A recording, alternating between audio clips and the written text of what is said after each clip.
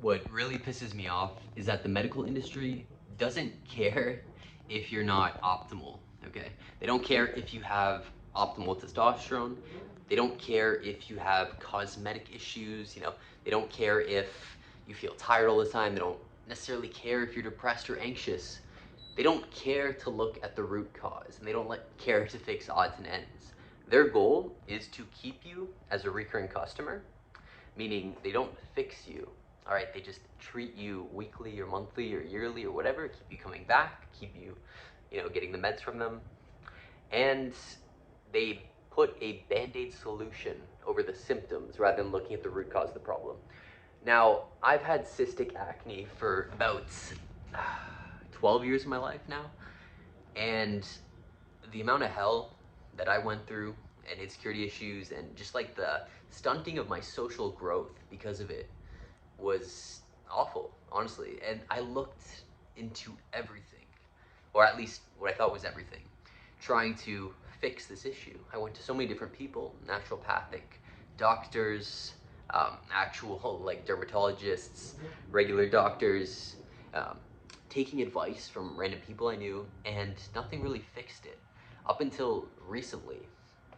And after years of researching and just learning about different pharmacology concepts and like nutrition and the body and how different things influence the body, different organ systems and whatever, I came to my own conclusion that my acne was caused by carbohydrates and sugars, and odds are problems with my gut, okay, my small intestine specifically. I learned about this disease called SIBO, S-I-B-O, small intestinal bacterial overgrowth.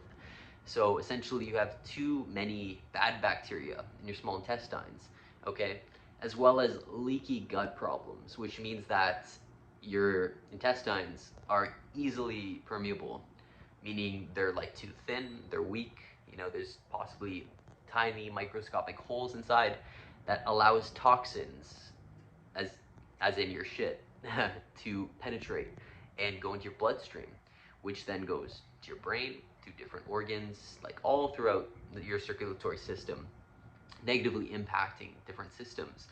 And sometimes it manifests in acne. Specifically, I had nodular cystic acne, which is basically giant fucking cysts on my face, all over my face. And specifically, I would just break out randomly and have just strange bouts of anxiety. Of acne and anxiety and depression, things like that, mental health problems that were seemingly unexplainable, chronic fatigue, etc. Um, and yeah, so like I just break out randomly for like several weeks, just getting worse each day, and then for like 4 or 5 months, it would just kind of become evened out slightly or stay at a plateau about the same, and then it would just repeat. And sometimes I can hold it off for longer than others, but it's literally a sensitivity to, like, I don't know, I guess gluten, carbohydrates, and sugar. I think that humans were meant to run on, honestly, meats and like be carnivores. We have canines, very sharp teeth meant for tearing into meat, okay? The only other animals that have that are like tigers, lions, etc. And the cavemen, the earlier versions of ourselves, didn't have like breads and pastas and any carbohydrates really. And if you think about it, they probably didn't actively eat plants too much and berries and things like that, things that are grown. Plants and things that grow in the soil, they have protective mechanisms. They protect themselves so that if they sense that they're going to die or they're being eaten, they release certain toxins and oxidization, and then it just kind of like oxidizes your body, and these toxins that these plants emit as a protective mechanism to fight off prey do to some extent enter your body and influence your body breaking down or just not operating the way it should.